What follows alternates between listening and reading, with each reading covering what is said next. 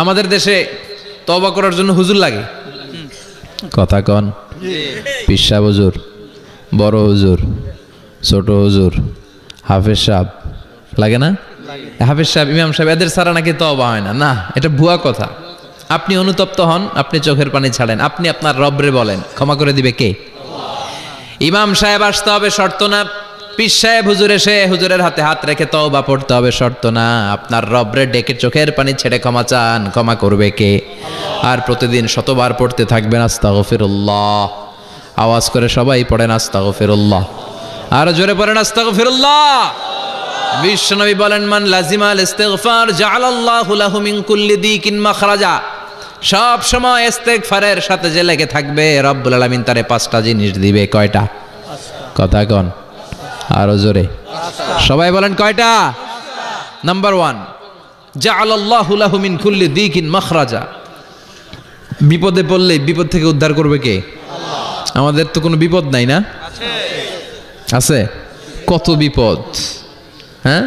রাস্তাঘাটে দুর্ঘটনা হতে পারে, যে কোনো সময় ভূমিকম্পে পড়তে পারি, বজ্রপাত পড়তে পারে না, ঠেড়া পয়রা মানুষ নাই, আছে না নাই? এই বিপদ আপদ থেকে আপনারা রক্ষা করবে কে? যদি আপনি ইস্তেগফারের সাথে আঠার মতো লেগে থাকেন। কিসের সাথে? কথা বলেন। ইস্তেগফারের সাথে লেগে থাকতে পারলে 1 নাম্বার হচ্ছে বিপদে পড়লে আপনারে মুক্ত করে দিবে কে? 2 নাম্বার, ওমিন কুল্লি হাম্মিন ফারাজা। যে কোনো ধরনের টেনশন, হাইপার টেনশন থেকে বাঁচায় দিবে কে? আমাদের তো টেনশন মেনশন নাই না?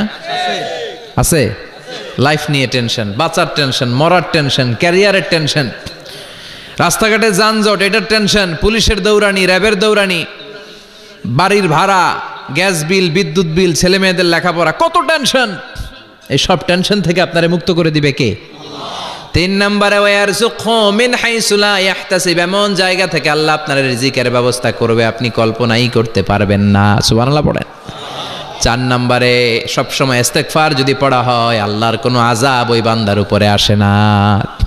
ওমা কানাল্লাহু মুআযযিবাহুম ওয়া হুম ইস্তাগফিরুন।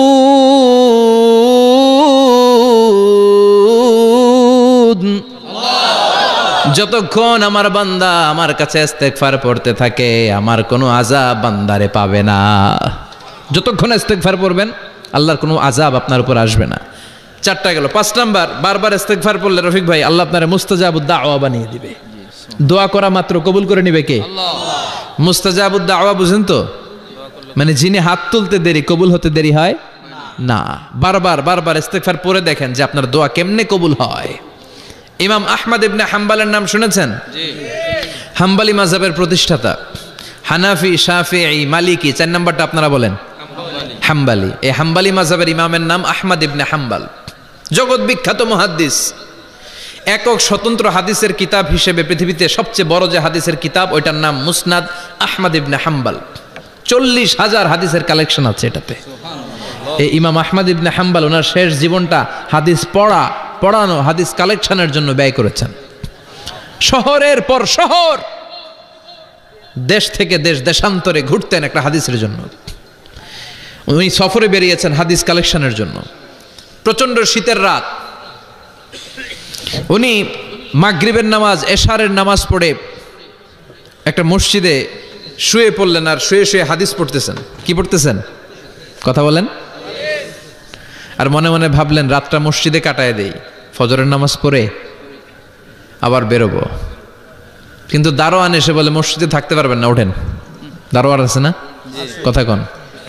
আহমদ ইবনে হাম্বল বললেন, আমি শুধু রাতটা থাকতে চাই, আমি তো ফজরেরও মুসল্লি, ফজর নামাজ পড়বো তো এই মসজিদে, আমার থাকতে দাও। দারোয়ান তো দেয় না, কেন? মসজিদে থাকার জায়গা না, জান মিয়া।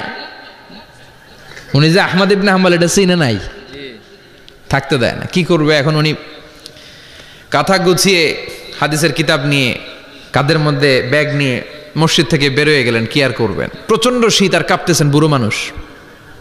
পথিমধ্যে দেখলেন বাজার একজন খাব্বাজ, শাবুন খাব্বাজ, যুবক রুটি বিক্রেতা।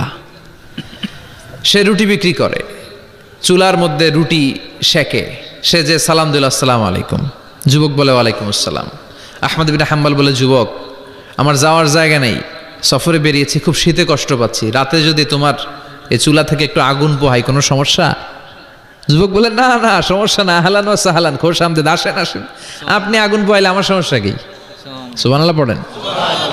আল্লাহ শুকরিয়া করে উনি বসলেন আর আগুন পোহাচ্ছেন, আর খেয়াল করলেন যুবক রুটি বানায় আর পরে আস্তাগফিরুল্লাহ, রুটির দলা বানায় পরে আস্তাগফিরুল্লাহ, খামির বানায় আর পরে আস্তাগফিরুল্লাহ, রুটি নিয়ে উনুনের ভিতরে চুলার ভিতরে সেকা দেয় আর পরে আস্তাগফিরুল্লাহ।